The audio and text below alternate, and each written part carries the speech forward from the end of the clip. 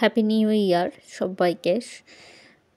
আগে good morning না বলার আগেই সবাইকে বললাম হ্যাপি নিউ ইয়ার। আর আজকে আমার রান্নাঘরে কী হবে সেটাই দেখতে থাকুন। তো এইদিকে গরম জল বসিয়েছি আর এদিকে আমি কাজু বাদাম কিশমিশ এগুলো একটু ফ্রাই করে নিয়েছি।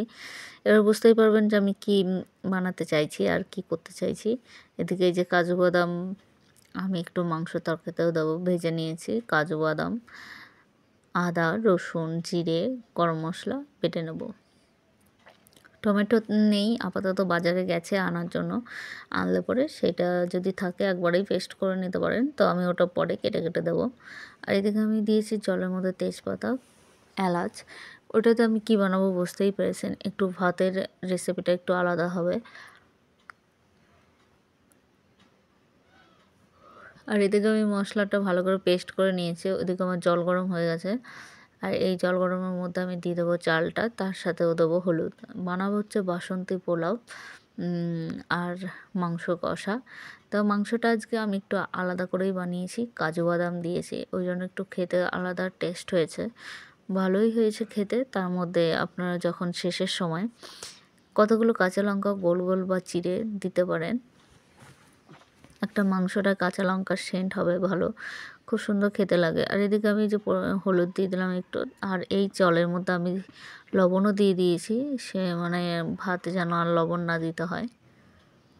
অনেক আছে এই ভাতটা একদম মানে 3 বাটি চাল দিলে 3 বাটি জল দিলেই হয়ে যায়।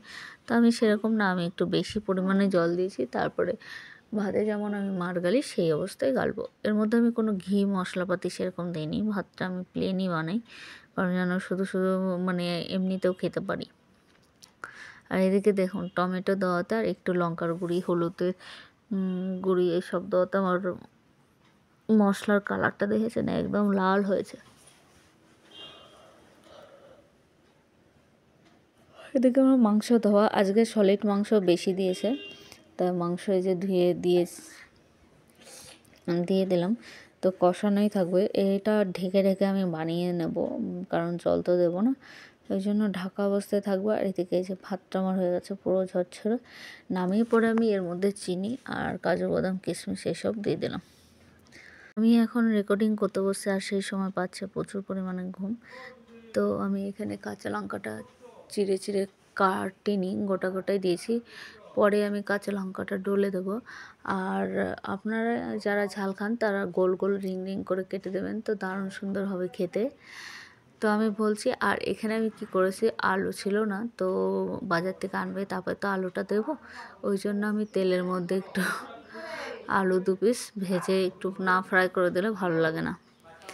তো এইভাবে ফ্রাই করে একটু মাংসর মধ্যে দিয়ে দিই, সেদ্ধ হোক ততক্ষণে, কারণ আলু সেদ্ধ হতে চাইছে না। লাস্টে কী হয়েছিল জানেন, তো আলুটা সেদ্ধ হতে অনেকটা সময় নিয়েছে। আর তরকারিটা দেখানোর আগে সবাই তরকারি নিয়ে চলে গেছে, ওই জন্য আমি দেখাতে পারিনি। তারপরে রেডি হয়ে আমি আর আমার ছেলে যাচ্ছিলাম বাজারে, আমি হেঁটে হেঁটে আর ও সাইকেল নিয়ে যাচ্ছিলো। আর বাজার সব আনার পরে দুজনে মিলে খেতে বসছে, যে কোল্ড ড্রিঙ্কস নিয়ে এসছে এই যে। তো এবার নিচেই খেতে বসছি আজকে, নিচে